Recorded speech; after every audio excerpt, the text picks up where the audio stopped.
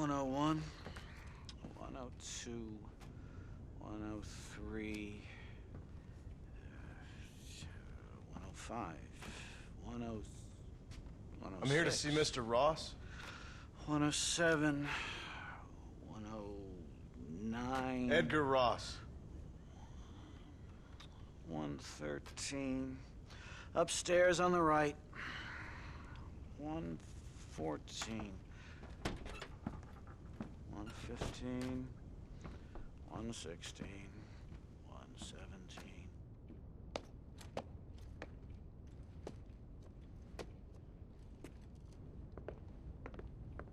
Mr. Marston, so glad to see you. How was your journey? Where's my wife and son? Being well looked after. Well looked after. I want to see him. Mr. Ross wants to speak with you. We've had some important developments. You want me to take out a gun and blow a fucking hole in your head right here? Right now? You want that? Mr. Marston. You want that? Mr. Marston, I ask you to calm down. Why? Why? I did what you asked. I got you Williamson and Escuela. It's over. Stop playing games with me. No one's playing games with you, Mr. Marston. But if we were to play some games, there'd be some interesting ones we could play. Thanks, sir. Like hanging you for murder. Or confiscating all your property. Like that little farm of yours. Or having you put in an electric chair. Those are the sort of games we could play. But we choose to play a different game. So calm down and play along with us. Where's my wife? You know, I forget. But I hear it's very nice this time of year. Mr. Marston, please. I've never insulted your meager intelligence. Do not insult mine. We've done this little deal for your freedom in exchange for all your men from your old gang. You gave us Williamson and Escuela. We still don't have Vanderlyn. But now we know where he is. Then go and shoot him. No, sir. I want you to shoot him for me. And then I'll let you be. The last thing I want to do is make martyrs out of all these people. He could be killed by some petty squabble by another lowlife. We believe Vanderlyn is holed up with a group of renegades near the wreck of the Serendipity riverboat. Yes. Another group of renegades. Obviously, the first group, your group, has, shall we say, been disbanded? Disbanded. Anyway, Mr. Ford and Mr. Marston, shall we go? Oh, Mr. Marston, your wife and son are doing well. Let's both try to ensure things stay that way. Okay? After you, sir.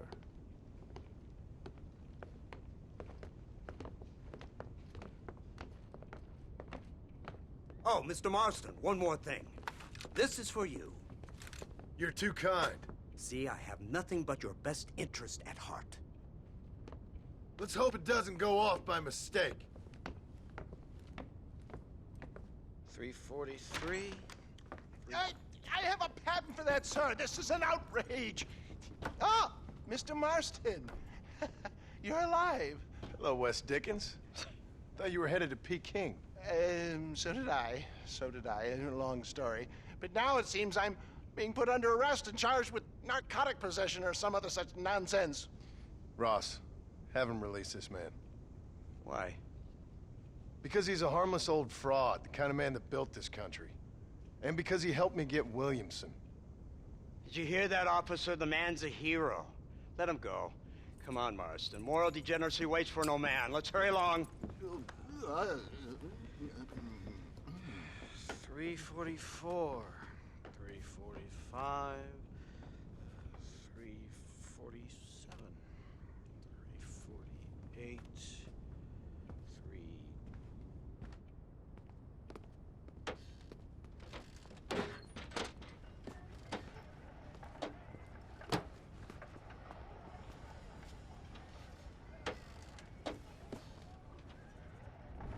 All right, Mr. Fordham, onward!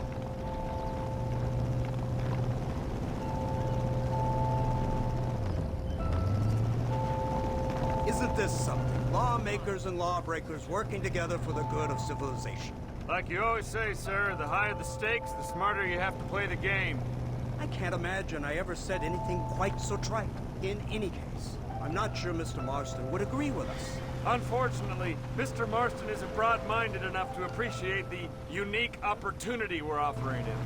Son of a whore. You best watch your damn mouth! And it's strange you should say that, Mr. Marston, because according to my files, you are the whore's son. Now, what else can I recall from you? Let's see. You killed hundreds of innocent people. You robbed at least 40 banks and kept little barrels. They told us there was a prize when we got to 50. I'm glad this is all such a joke to you. I won for my family.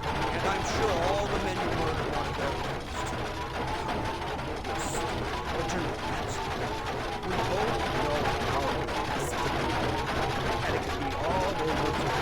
As soon as we find Dutch Vanderlyn, you can go back home and play being a farmer again, or whatever else you've been intending to do for the last 2 years. First it was Bill, now it's Dutch. After Dutch, it'll be somebody else. Where does it end? It ends when we say it ends. You're in no position to make demands. Like you will. You don't just walk away, buy a few chickens and make it all disappear. You should be dead or rotting in a jail cell by now.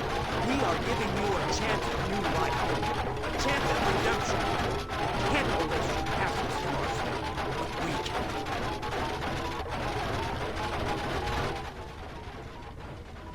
She's running well, sir. Such an elegant way to travel. What do you think of this automobile, Mr. Marston? Slow. But so convenient and reliable. Are you comfortable? No. You see this, Mr. Fordham? Brooding cowboy. There aren't many of these left, you know. A bit of a cliche, admittedly, but still a dying breed. Like buffalo. Just as dumb, but not quite as noble. They move most cows by rail these days, I hear. Not where I'm from, they don't. But you aren't from anywhere. A new dawn is breaking, Mr. Marston. This is the age of the machine. And soon, we'll all be living on the moon. Maybe. This is the future. Anything is possible. Finally, this godforsaken land is entering the 20th century. Prosperity has arrived. In the form of assholes like you. I don't understand you people. The trappings of progress are here for the taking, and you're too stubborn to take them. You'd rather live like pigs and break your backs working in a field out of some kind of misguided loyalty to an era that has already been forgotten. Rather than pretending to be something we're not, you mean? Working in an office and taking orders from some suits who've never been east of Chicago? Suits who are offering you a chance to walk free from a life of crime. Just look around you in Blackwater. Motor cars, moving pictures, soon aeroplanes. It would be a shame for your wife to have to experience it all as a widow.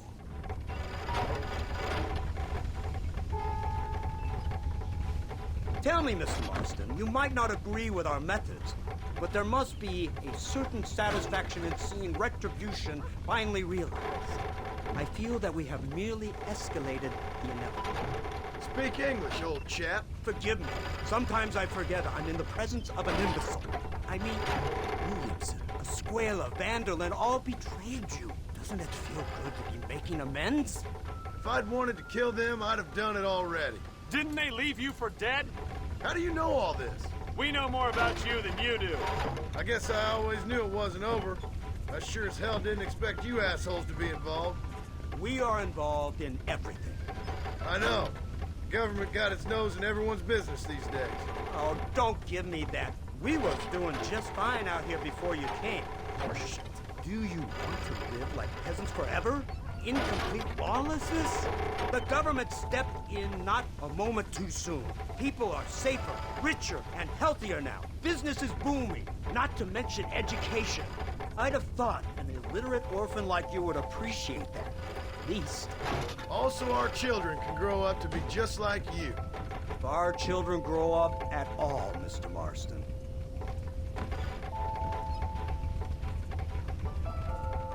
I don't know about you, Mr. Marston, but I had enough of a vain, pleasant conversation for one day.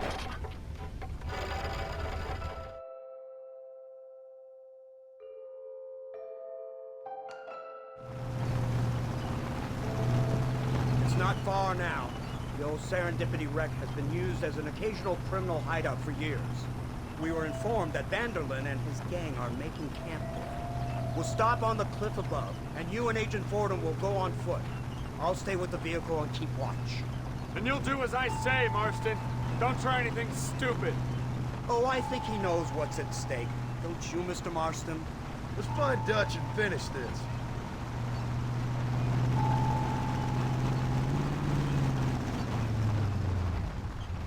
Come on then, Marston. You're with me.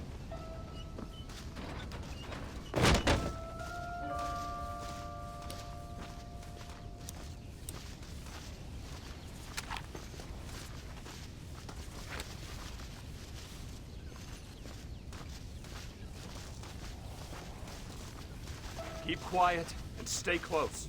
Yes, sir. Vanderlinde is the priority. We go in, take him down, get the hell out of here. Quick and clean. You leave Dutch to me. We don't want you getting that suit dirty. If you step out of line, even once, well, I hope you're aware of the consequences.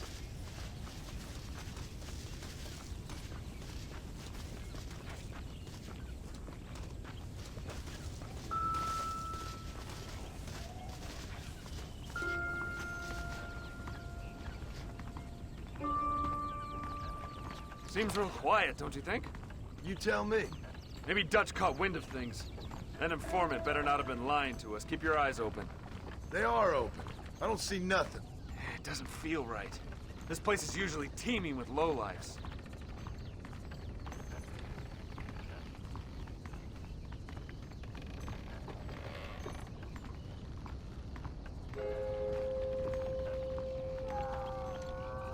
Did you hear that? Go see what's happening up there. I'll wait here.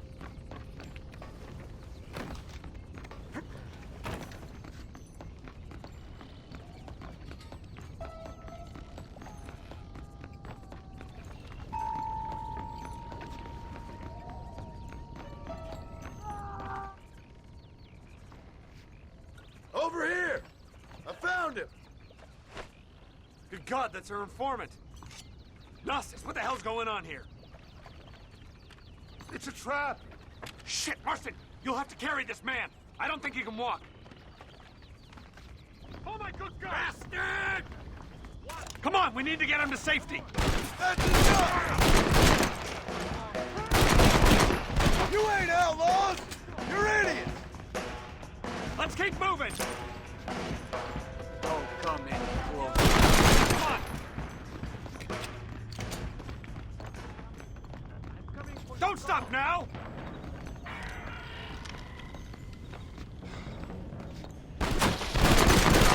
Come on, let's head for the pier. Keep going!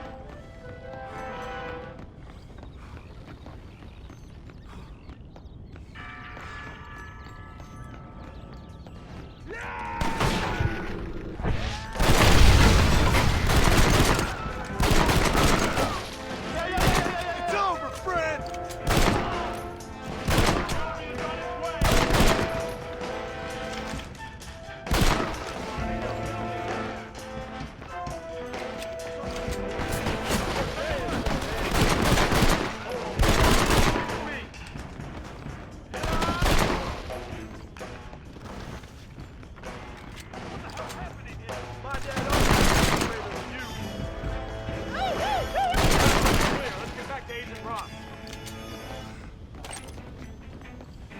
Unbelievable!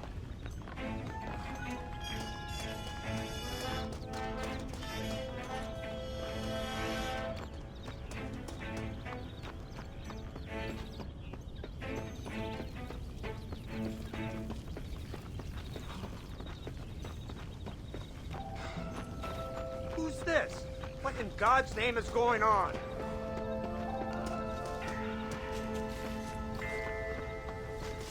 Marston, lift this fellow into the back seat.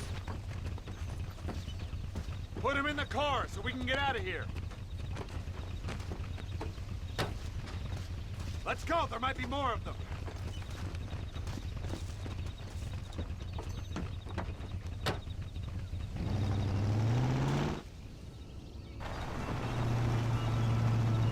Christ alive! What the hell happened down there?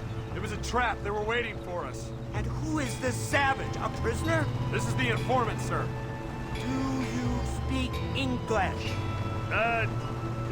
Yes he does, sir. He's the informant, Gnostic. Don't get snarky with me, Fordham. We found him tied up on the boat, then they jumped us. Nice of you to help us out. Hell of a plan sending in 2 men to take on an entire gang of outlaws.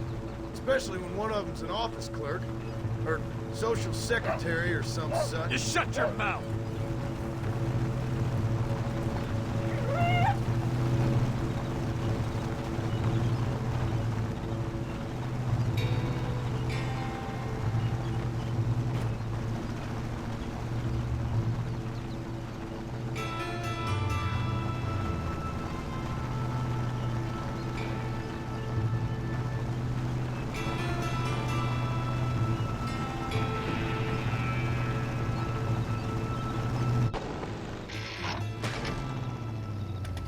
Come on, not now! What's wrong? I don't know. The motor just gave out. Well, fix it, you fool. We need to get this man to a doctor. Of course, sir. It's Dutch's men. Marston, we'll hold them off. Fordham, we'll fix that damn engine.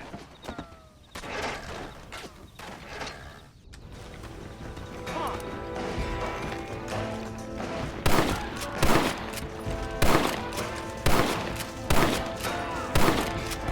Keep him back! Stop that! Great God! God damn it, boys! Shoot down!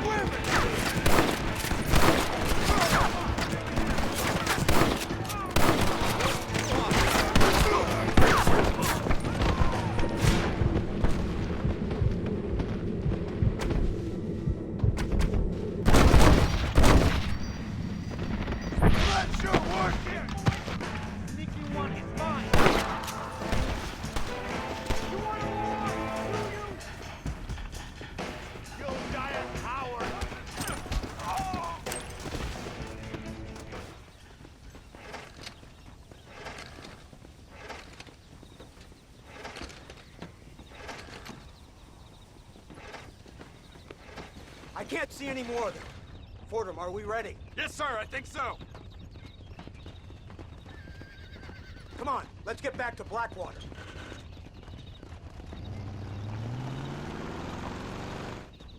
Damn, that was close. We're lucky to be alive. I'm beginning to see why Mr. Marston here has made it to such a ripe old age. You'll make me blush with all these kind words. So much for this automobile of yours. If this is the future, God help us all. It's not the automobile. A bad workman shouldn't blame his tools. Perhaps if Mr. Fordham maneuvered it with a little more finesse... I was trying to escape an ambush, sir. Even if it was running fine, they'd still have caught us. I can walk faster than this piece of crap. Give me a horse any day. So what now? Do I get to see my family? Where is Dutch Vanderlyn?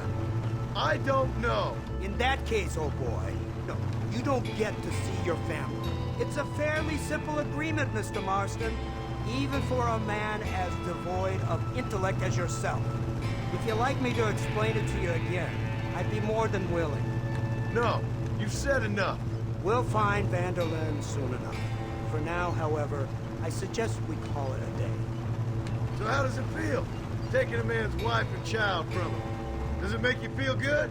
How does it feel to kill hundreds of men in cold blood? You're a coward. You're a murderer. Actions have consequences, Mr. Marston. Come now, try to look on the bright side. The bright side? There ain't no bright side. Your family is enjoying a much-needed vacation, and in far more luxurious surroundings than those to which they are accustomed, I assure you. Soon you will be able to start a new life together, absolved of all your sins. I can think of far more upsetting alternatives. We should take the Indian to Professor McDougal, see what he can get out of him. Good idea, sir. I just can't communicate with them.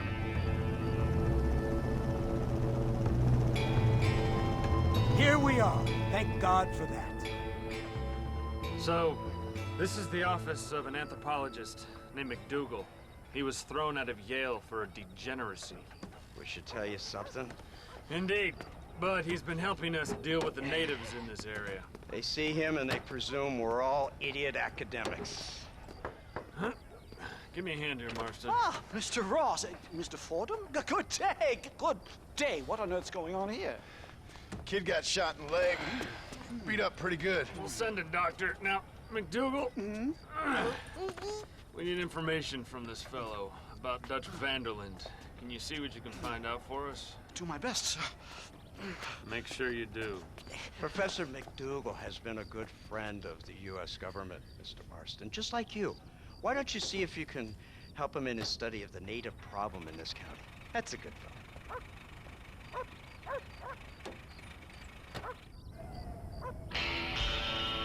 You're a gentleman, Mr. Marston.